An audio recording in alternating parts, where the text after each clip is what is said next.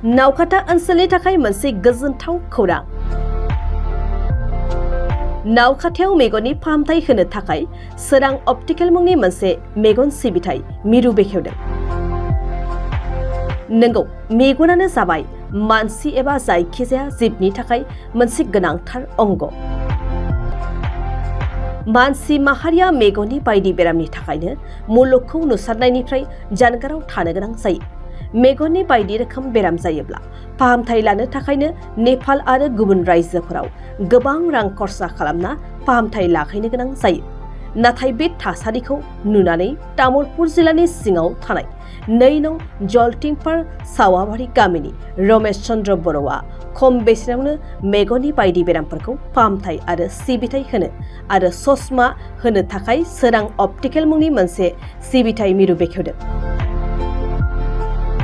नावकाटा सोहोरनि बाङालिपारा गरेश्वर गुबै राजा लामानि सेराव रमेश चन्द्र बर'आ बे सिबिथाय खुलिखौ बेखेवनानै ओनसोलनि गोरिब थाखोनि रायजो राजाफ्राबो नेपाल हादोरनिफ्राय फैनाय मेगन डक्टरजों सप्तानि शुक्रबारखालि नायनो खाबु मोनगोन होनना फोरमायदों।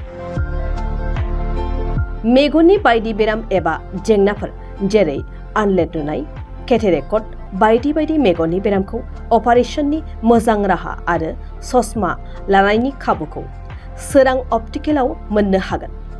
नोंथाङाबो मेगननि बेरामजों भुगिनानै दङब्ला स्क्रिनाव होनाय 8011777068 मबाइल नम्बराव खौरां लाहरदो आरो सोरां अप्टिकेलाव फैनानै मेगननि फाहामथाय लाफैदो। बे नावकाटा बादि मोनसे सहरानो होनजासै दा बहाय जितु सोरां अप्टिकेल खुलिदों मुस्रि रमेश बर'आ दा जोबोद मोजां जादों। बिनि गासिबो खाथि खालानि मानसिफ्रा रेहाय मोनगोन आरो गोजानाव थांनांनाय नङा, जायगायावनो थानानै बयबो बहाय नायजानो हागोन आरो बेनिफ्राय सुबिदा उजुबिदाखौ डाक्टारानो खालामना होजोबखागोन गासिखौबो, बेखौ जेबो साननांगौ गैया। दा बेनिखायनो रमेशआ मोजां सालायनांगोन आरो बेनिफ्राय जायगानि रायजोफ्राबो माने बेखौ अननांगोन, फैनांगोन, नायजानांगोन, अब्लानो बे खामानिया मोजां जालांजोबगोन बादि आं साननानै मोनदों। दा बेनिखायनो जाहाथे माने जोंनि बर'फ्रा दासिमबो माने अप्टिकेल होननाय बुस्थुखौ माने खुलिफेराखै। दा सासे मानसिया जुदि गोसोखांनानै खुलिनो गोसो जादोंब्ला जों बयबो बर'फ्रा बेखौ माने हेफाजाब होनांगौ। बे हेफाजाब होनाया जोंनि मोनसे हारिनि जौगानायनि मोनसे खामानि। दा आं बेखिनिखौनो बुंनाय जाबाय। गोजोन्थों। दा खम बेसेनावनो बिथाङा खालामगासिनो दङ। दा हयथ' बिथाङा सुबिदाखौ लाजोबनो हायाखै जानो हागौ, लासैनो लागोन। दा जेनेबा मेगनाव जेनेबा केट्रिक जायो बेफोरखौबो नायजानो हागोन आरो बेनिफ्राय बहाय मेगनाव जालामा खोबनाय बायदिसिना बेखौबो नायनो हागोन। ओमफ्राय जिथु बहुद बायदिसिना आरो बे मेगननि बेमारखौ नायजोबनो हागोन आरो बहाय। दा बेनिखायनो आं माने बेखौनो बुंबाय जाहाथे रायजोफ्रा बयबो फैनानै माने बिथांखौ हेफाजाब होगोन होननानै आं सानना लाबाय। गोजोन्थों। मैं ऑप्टोमेट्रिस्ट हूँ। यहाँ अभी नया सौरंग ऑप्टिकल खुला है यहाँ पर। यहाँ पर आपका हम लोग विजिट आप शुक्रवार का होगा, मेरा हफ्ता में 1 बार होगा। इसमें आपका आई चेकअप होगा। आई चेकअप के साथ साथ आप जो अगर किसी को अब आँख में प्रॉब्लम है, मोतियाबिंद है, ग्लूकोमा है, वो सब कुछ भी है तो इसका नॉर्मल टेस्ट होगा इधर। अगर वैसा किसी का पावर लगता है, कोई रहता है जिसको नज़दीक का समस्या रहता है, जब 40 एज हो जाता है तो छोटा छोटा अक्षर और नहीं देखता है, तो वो लोग के लिए यहाँ जांच भी होगा और उसके साथ साथ हम लोग चश्मा भी देंगे यहाँ पर। तो वहाँ आप लोग को वो चश्मा आप देख ही लिए हैं, तो वो चश्मा आपका जो है फ्राइडे को, लेकिन यहाँ डॉक्टर बैठेगा, आप लोग आइएगा, अपना जो है अपना आई चेकअप करवा के जाएगा। मेन ये है कि जितना भी हो यहाँ का, ये नौकाटा का और बाहर का भी कोई है, स्टूडेंट और हो गया, जैसे कोई भी आप जैसे बूढ़ा और हो गया, कोई नहीं जा सकता है ना सिटी में, जहाँ भी नहीं जा सकता, तो यहाँ आकर नज़दीक भी हो गया, आप लोग के लिए भी फैसिलिटी हो गया यहाँ पर। अब जो है अभी तो मशीन हम लोग का नहीं आया है, अभी एक ही मशीन है, तो उससे हम लोग अभी जांच कर रहे हैं। धीरे धीरे मशीन भी आ जाएगा। तो देखिए आप लोग आइए, यही है फ्राइडे को स्पेशली फ्राइडे को डॉक्टर बैठता है, आइएगा। धन्यवाद। सर कहाँ से हो आप?